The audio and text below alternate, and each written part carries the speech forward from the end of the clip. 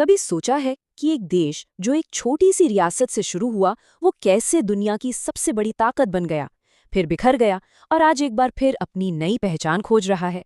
जी हाँ, ये कहानी है रूस की, 1000 साल से भी ज्यादा पुरानी, जिसमें जबरदस्त उतार चढ़ाव हैं, क्रांतियां हैं और एक ऐसा विस्तार है जिसकी कोई मिसाल नहीं।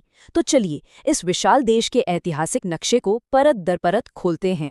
सबसे पहले तो जरा इसके आकार को देखिए।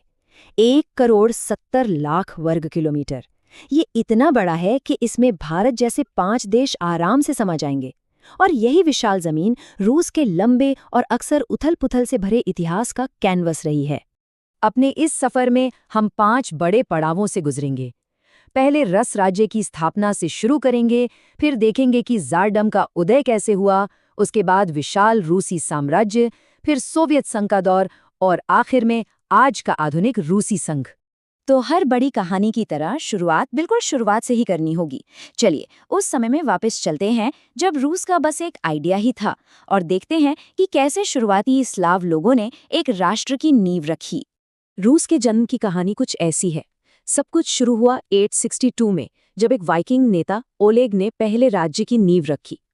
बस कुछ ही साल बाद 882 में उन्होंने कीव शहर पर कब्जा कर लिया, जिससे उत्तर और दक्षिण एक हो गए और जन्म हुआ कीवन रस का। फिर कहानी में एक बड़ा सांस्कृतिक मोड़ आया। एक सदी बाद 988 में प्रिंस व्लादिमीर ने ईसाई धर्म अपना लिया और इस एक फैसले ने इस पूरे इलाके की पहचान हमेशा के लिए बदल दी। और आखिर में यारोस्लाव द वाइज ने देश को पहला कानून दिया, जिससे एक व्यवस्थित शासन की नींव पड़ी। लेकिन कीवन रस की ये शान ज्यादा दिन नहीं चली। अब कहानी में एक बहुत बड़ा तूफान आने वाला था, पूर्व से मंगोलों का आक्रमण। इस हमले ने सब कुछ बदल के रख दिया। पर कहते हैं ना कि हर तबाही के बाद कुछ नया बनता है, और इसी तबाही की राख से एक नई ताकत का उदय हुआ, मॉस्को। 13वीं सदी में चंगेज खान के वंशज मंगोलों ने पूरे इलाके को रौंद डाला। उन्होंने गोल्डन होर्ड नाम का एक साम्राज्य बनाया और सभी रूसी रियासतों को अपना जागीरदार बना लिया। मतलब अब सबको मंगोलों को टैक्स देना पड़ता था और उनके नीचे रहना होता था। यह दौर लगभग 250 साल तक चला, लेकिन फिर 1480 में मॉस्को ने हिम्मत दिखाई और खुद को आज़ाद घोषित कर दिया। बस यहीं से मॉस्को के उदय और एक नए रूसी राज्य की कहानी शुरू हो गई। अब मॉस्को एक नई ताकत बन चुका था और इस नई ताकत को एक नए दमदार नाम की जरूरत थी। वो नाम था ज़ार, जिसका मतलब था सम्राट। 1547 में इवान चतुर्थ, जिन्हें इतिहास इवान द टेरेबल के नाम से ज्यादा जानता है, पहले शासक बने जिन्होंने ये उपाधि अपनाई।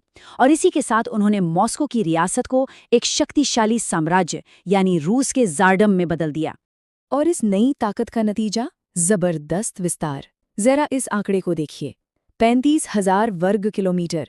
ये कोई कुल इलाका नहीं है, ये वो जमीन है जो रूस लगभग हर साल अपने साम्राज्य में जोड़ रहा था, और ऐसा करीब 150 सालों तक चलता रहा। ये दुनिया के इतिहास के सबसे तेज विस्तारों में से एक था। ये विस्फोटक विस्तार रूस को एक बिल्कुल नए लेवल पर ले गया। ये था रूसी साम्राज्य का युग। ये वो दौर था जब रूस ने खुद को मॉडर्न बनाया और दुनिया की एक महान शक्ति के तौर पर अपनी जगह पक्की कर ली। इस महान साम्राज्य के पीछे एक ही नाम सबसे बड़ा था, पीटर द ग्रेट। 1721 में उन्होंने ही आधिकारिक तौर पर रूसी साम्राज्य की स्थापना की। उनका सबसे बड़ा कदम था राजधानी को मॉस्को से सेंट पीटर्सबर्ग ले जाना। ये सिर्फ एक नया शहर नहीं था, ये यूरोप के लिए एक खिड़की थी जिसके जरिए पश्चिमी सोच, तकनीक और कल्चर रूस में आ सके। देखते ही देखते ये साम्राज्य 3 महाद्वीपों तक फैल गया। लेकिन 1914 में पहले विश्व युद्ध में शामिल होना इसके अंत की शुरुआत साबित हुआ, और यहीं से इतिहास ने एक बहुत बड़ी करवट ली। देखिए, एक तरफ था ज़ार का रूसी साम्राज्य, राजधानी सेंट पीटर्सबर्ग। 1917 की क्रांति ने इसे हमेशा के लिए खत्म कर दिया और इसकी जगह ली एक बिल्कुल नई ताकत ने, सोवियत संघ। राजधानी वापस मॉस्को आ गई और शासन कम्युनिस्ट पार्टी के हाथों में चला गया। अब हम 20वीं सदी के सबसे बड़े और शायद सबसे विवादास्पद वैचारिक प्रयोग की कहानी में दाखिल हो रहे हैं। ये कहानी है सोवियत संघ की, एक ऐसी महाशक्ति जिसका जन्म ही क्रांति की आग से हुआ था। यूएसएसआर यानी union of Soviet socialist republics. ये 1917 की क्रांति और उसके बाद हुए एक बहुत ही खूनी गृह युद्ध की राख से पैदा हुआ था। इसने शाही शासन को जड़ से उखाड़ फेंका और दुनिया के पहले समाजवादी राज्य की स्थापना की। सोवियत संघ की कहानी को इसके नेताओं के बिना नहीं समझा जा सकता। व्लादिमीर लेनिन, जिन्होंने इसकी नींव रखी। उनके बाद आए जोसेफ स्टालिन, जिनके क्रूर शासन ने देश को एक औद्योगिक ताकत में बदल दिया। फिर निकिता ख्रुश्चेव, जिन्होंने स्टालिन की नीतियों से थोड़ी दूरी बनाई। और आखिर में मिखाइल गोर्बाचेव, जिनके सुधारों ने ही अनजाने में इस विशाल संघ के बिखरने का रास्ता बना दिया। ये एक लाइन स्टालिन के दौर की पूरी कहानी कह देती है। सोचिए, एक तरफ किसानों का देश था और दूसरी तरफ बड़ी बड़ी फैक्ट्रियां और टैंक। स्टालिन ने सोवियत संघ को एक पिछड़े कृषि प्रधान देश से उठाकर एक विशाल औद्योगिक और सैन्य महाशक्ति तो बना दिया, लेकिन इस बदलाव की कीमत करोड़ों लोगों ने अपनी जान देकर चुकाई। सोवियत युग वाकई दुनिया के इतिहास का एक तूफानी दौर था।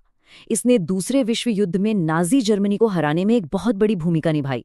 इसके बाद ये अमेरिका के साथ शीत युद्ध में उलझ गया, जिसने पूरी दुनिया को 2 हिस्सों में बांट दिया था। यही नहीं, स्पेस रेस में भी इसने पहला सैटेलाइट स्पुतनिक और पहले इंसान यूरी गगारिन को अंतरिक्ष में भेजकर सबको चौंका दिया। लेकिन 70 साल के शासन के बाद 1991 में आंतरिक कमजोरियों और बाहरी दबाव के चलते ये ताकतवर संघ ताश के पत्तों की तरह बिखर गया। और फिर सोवियत संघ के मलबे से एक नई देश ने जन्म लिया, आज का आधुनिक रूसी संघ। एक झटके में एक वैश्विक महाशक्ति एक ऐसे देश में बदल गई जिसे अब अपनी नई पहचान और दुनिया में अपनी नई जगह खोजनी थी। ये एक नए अध्याय की शुरुआत थी। भले ही सोवियत संघ टूट गया था, लेकिन उसकी सबसे बड़ी विरासत रूस को ही मिली। दुनिया ने रूस को ही सोवियत संघ का उत्तराधिकारी माना। इसका मतलब था कि यूनाइटेड नेशन सिक्योरिटी काउंसिल की वो शक्तिशाली सीट और दुनिया का सबसे बड़ा न्यूक्लियर जखीरा, ये दोनों अब रूस के पास थे। इस नए युग की शुरुआत हुई बोरिस येल्त्सिन के साथ, जो रूस के पहले चुने हुए राष्ट्रपति थे। उनका दौर आर्थिक उथल-पुथल से भरा रहा। फिर साल 2000 में व्लादिमीर पुतिन सत्ता में आए, जिन्होंने देश में स्थिरता तो लाई, लेकिन साथ ही सत्ता का केंद्रीकरण भी किया। रूस ने 2018 में फीफा वर्ल्ड कप जैसे बड़े आयोजन करके दुनिया में अपनी छवि सुधारने की कोशिश की। लेकिन 2022 में यूक्रेन पर हमला एक बड़ा मोड़ साबित हुआ, जिसने रूस को पश्चिमी देशों से काफी अलग-थलग कर दिया और उस पर कड़े अंतर्राष्ट्रीय प्रतिबंध लगा दिए। तो 1000 साल का ये लंबा सफर, विस्तार, पतन और फिर से उठ खड़े होने की ये कहानी हमें एक बड़े सवाल पर लाकर छोड़ देती है। इतिहास की इस विशाल किताब में रूस का अगला पन्ना क्या होगा? ये एक ऐसा सवाल है जिसका जवाब सिर्फ आने वाला वक्त ही दे सकता है।